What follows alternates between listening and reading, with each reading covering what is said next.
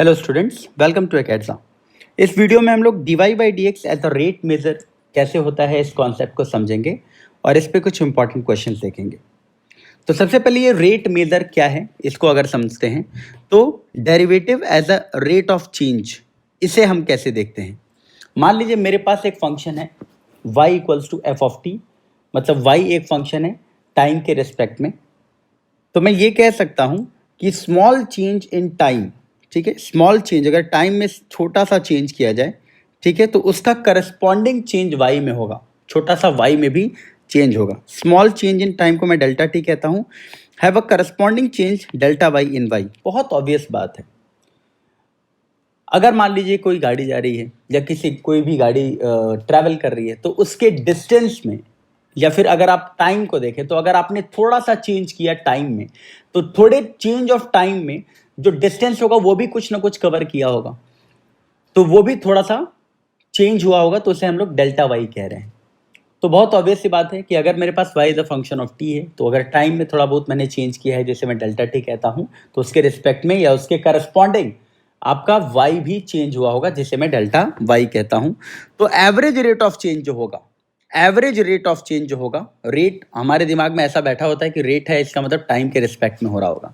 तो ऑब्वियसली यहां पर y is a function of F T है, तो अब एवरेज रेट ऑफ चेंज क्या होगा, delta Y upon delta T, change in y with respect to change in t, ऐसा। ठीक है, अगर डेल्टा t को बहुत छोटा मान लिया जाए, जीरो की तरफ टेंड करा दिया जाए, तो ये हमें देगा इंस्टेंटेनियस चेंज, और वो होता है limit t tends to zero delta y upon delta T, जिसे हम लोग dy बाई dt कहते हैं। अब dy बाई dt को अगर आप ठीक तरीके से समझने की कोशिश करें तो आपको एकदम क्लियर हो जाएगा कि ये क्या है, change in y with respect to change in time. तो रेट ऑफ चेंज क्या होता है, यहां तो y और t के बारे में बात हो रहा था, तो यहां पर जो रेट ऑफ चेंज था वेरिएबल y का with respect to variable t के फॉर्म में dy बाई dt दिया। तो rate of change of any variable with respect to some other variable is the derivative of first variable with respect to other variable. बहुत simple सी बात इसने की है, derivative of first variable with respect to another variable. इसका मतलब जो differential coefficient आप पढ़ते आए हैं, द डिफरेंशियल कोफिशिएंट है ना, of y with respect to x, that is क्या होगा, dy बाई dx होगा। ये कुछ और नहीं है, ये बल्कि क्या है, rate of increase in y relative to x है, या rate of change in y with respect to x है, is nothing but rate of increase in y, ठीक है, रिलेटिव टू x। मतलब किसी एक वेरिएबल को किसी दूसरे वेरिएबल में अगर रेट ऑफ चेंज की बात की जाए तो वो उसी का डेरिवेटिव फॉर्म लिखा हुआ होता है। ये होता है रेट मेजर। अब रेट मेजर पे सवाल किस तरीके के बनते हैं उसको अगर हम लोग देखें तो देखिए, मैंने पहला क्वेश्चन लिखा है, on the curve x cube equals to 12y find the interval at which abscissa changes at a faster rate. Rate आया मतलब कि पहले वाले वेरिएबल को दूसरे वाले वेरिएबल के रिस्पेक्ट में आपको डिफरेंशिएट करना है। Abscissa changes at a faster rate than the ordinate, abscissa यानी x, ऑर्डिनेट यानी y। तो एब्सिसा का चेंज का रेट निकालना है विथ रिस्पेक्ट टू ऑर्डिनेट, यानी आपके पास जो कर्व है x इक्वल्स टू 12y, उसमें आपको dx बाई dy निकालना है, क्योंकि एब्सिसा का चेंज निकालना है विथ रिस्पेक्ट टू ऑर्डिनेट का चेंज। तो dx बाई dy निकालना है, तो इसका मतलब इसे आपको क्या करना पड़ेगा, डिफरेंशिएट करना पड़ेगा। ऑब्वियसली इसे हम लोग क्या करते हैं, डिफरेंशिएट कर देते हैं विथ रिस्पेक्ट टू y, ताकि dx बाई dy आ सके। यहां से क्या आ जाएगा देखिएगा, एक्स क्यूब का डेरिवेटिव 3x स्क्वायर और dx बाई dy होगा, क्योंकि आप इसे x को y के रिस्पेक्ट में डिफरेंशिएट कर रहे हैं, और 12y का डेरिवेटिव सिंपली 12 आएगा। तो यहां से जो dx बाई dy दिखेगा आपको, वो दिखेगा शायद 4 by x square, 4 by x square, ऐसा दिख गया।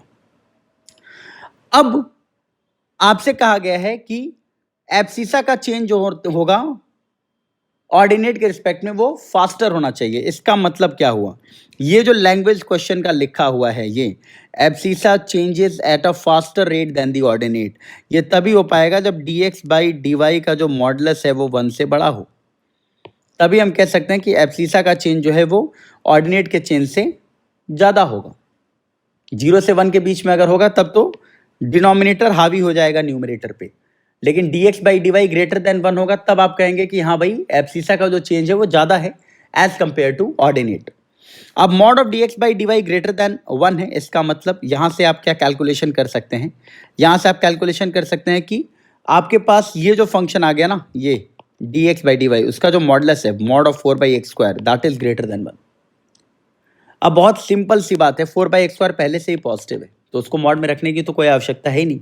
आपने डायरेक्टली से 4/x² ग्रेटर देन 1 रखा और यहाँ से आपने 1 को लेफ्ट लेकर के आया और सॉल्व किया तो 4 - x² upon x² greater than 0 हो जाएगा, या फिर यूं कहिए तो x² - 4 upon x² greater less than 0 हो जाएगा। बस ये ध्यान रखिएगा आपको सॉल्व करना है x² - 4 less than 0 but x not equals to 0, इस बात का भी ध्यान रखना है क्योंकि x 0 हो जाएगा तो डिनोमिनेटर 0 हो जाएगा, तो वो चीज डिफाइंड नहीं होगा। अब x² - 4 लेस देन 0 है, यहां से x² आ जाएगा लेस देन 4 यानी x आ जाएगा -2 से 2। बट आपको पता है कि x की वैल्यू -2 से 2 हो तब तो काम चल जाएगा, लेकिन 0 नहीं होना चाहिए तो इसमें से मैंने 0 को हटा दिया।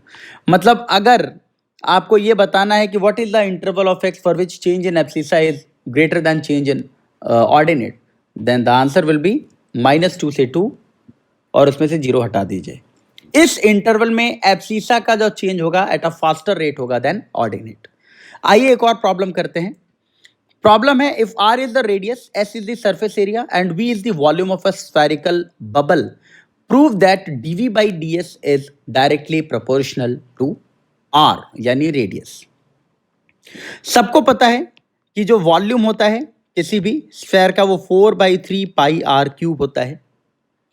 तो अगर आपने इसको टाइम के रिस्पेक्ट में डिफरेंशिएट किया, ठीक है, टाइम के रिस्पेक्ट में मतलब इसका रेट ऑफ चेंज निकालने की कोशिश की, तो यहां पर जो चीज वेरिएबल है वो क्या है, r है। If r is radius, s is surface area and v is the volume of a spherical bubble है, ठीक है। तो यहां पर आप r कोई चेंज कर सकते हैं, तो कितना हो जाएगा 4/3 पाई और r² का डेरिवेटिव 3r², फिर r को t के रिस्पेक्ट में डेरिवेटिव करेंगे dr/dt हो जाएगा। यानी आपको जो यहां से dv/dt मिला that will be 4πr² into dr/dt। This is the first part, ये तो पहला इंपॉर्टेंट पार्ट हो गया, ठीक है, ओके। दूसरा पार्ट क्या है, दूसरा पार्ट आप इसको ऐसे समझिए कि आपको सरफेस एरिया भी पता है 4πr², टाइम के साथ साथ जो बबल है उसका भी जो रेडियस है, एक्सपेंशन या जो भी है वो चेंज हो रहा होगा। तो अगर मैं इसको टाइम के रिस्पेक्ट में डिफरेंशिएट करूं तो ds/dt कितना आ जाएगा 4π और r² का डेरिवेटिव कितना हो जाएगा 2r और फिर r का डेरिवेटिव यूज होगा dr/dt, मतलब 8πr dr/dt ऐसा आ जाएगा। ये आपका सेकेंड इंपॉर्टेंट पार्ट बन गया। आपको निकालना है dv/ds, आपको dv/ds निकालना है।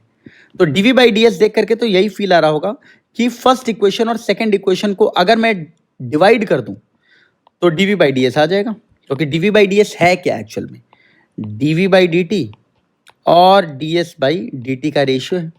तो कितना आ जाएगा dv/ds आ गया, ध्यान से देखिए, dv/dt है 4πr², साथ में dr/dt और ds/dt कितना है 8πr इंटू dr/dt, ये कैंसिल आउट हुआ, ओके। ये पाई से पाई भी कैंसिल हुआ, 4 और 8 में नीचे आ गया 2, एक r ऊपर कैंसिल हुआ।